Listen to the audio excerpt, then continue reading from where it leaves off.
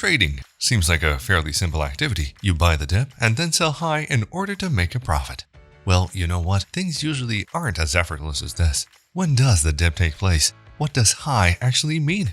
How can we define these patterns and areas?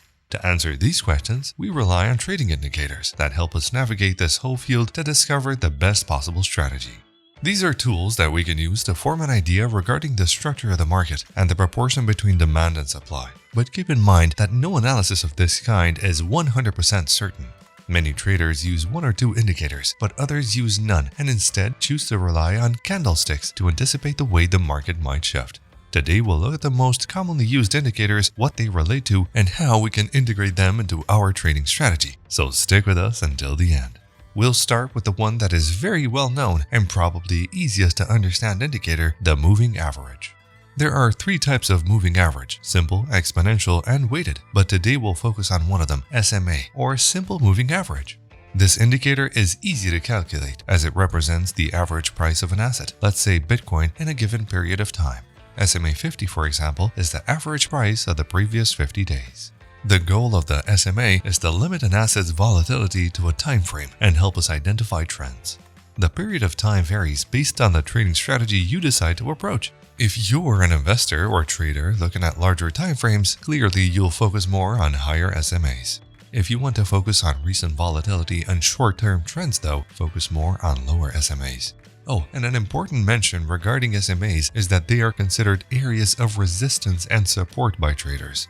Also, as the time frame increases, the pressure to either buy or sell intensifies.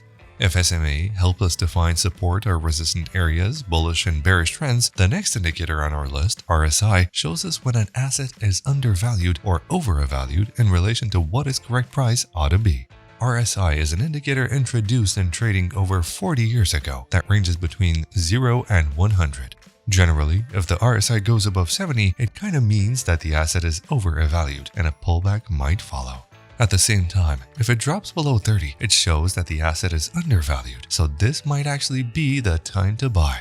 This indicator is even more relevant when we correlate it to market trends. In an uptrend, the 30 area usually marks a support one and often goes beyond 70, whereas in a downtrend, the 70 area shows the resistance level and in many cases drops below 30. Of course, these are just patterns to help us get an idea of how these indicators work, but they don't represent a general rule regarding the market behavior. There are always several elements that need to be taken into consideration, such as transactional volumes, the time frame we choose to refer to, and so on. Fasten your seatbelt, lads, because we're now entering a more complex area of indicators. And our first stop is the moving average convergence divergence, or MACD.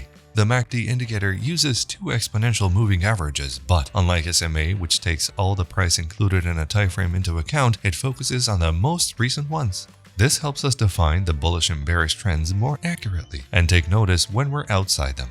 The indicator's formula is based on the use of EMA 26 and EMA 12, and by adding an EMA signal line for a period of 9 days next to the resulting lineup, this structure offers traders the needed signals to buy or sell the asset. This is the simplified explanation of what MACD is, since it actually gets way more complicated and complex than that.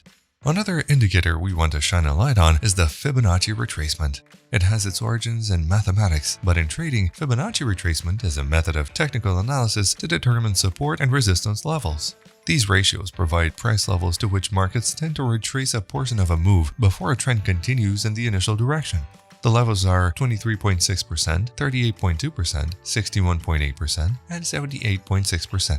Once applied to any price range of a graphic, they can indicate static buy or sell areas. Same as the other indicators, the Fibonacci retracement levels don't offer a 100% certitude that those areas are indeed the support and resistance, but they can be really useful if used in the whole trading strategy you're employing. The last indicator we're taking a look at is the Stochastic Oscillator, as it compares a certain closing price of an asset with its price over a time frame. Just like RSI, as it is defined between a strict range of values, 0 and 100 that is, the goal is to signal areas in which an asset is considered to be over or under evaluated. When the indicator passes the value of 80, we consider that the asset is now over-evaluated and a retracement could follow. When it drops below 20, the asset is undervalued. But don't think that once the indicator reaches these extremes, a reversal follows automatically. The truth is, we can never know. Still, it can help us develop an idea about the direction in which an asset is trending. In the end, these indicators won't be enough. You also need a good strategy and discipline if you want to make a profit in trading. The technical analysis is complex. This is why you should constantly inform yourself from as many sources as possible. Just don't forget about us. See you soon. Take care.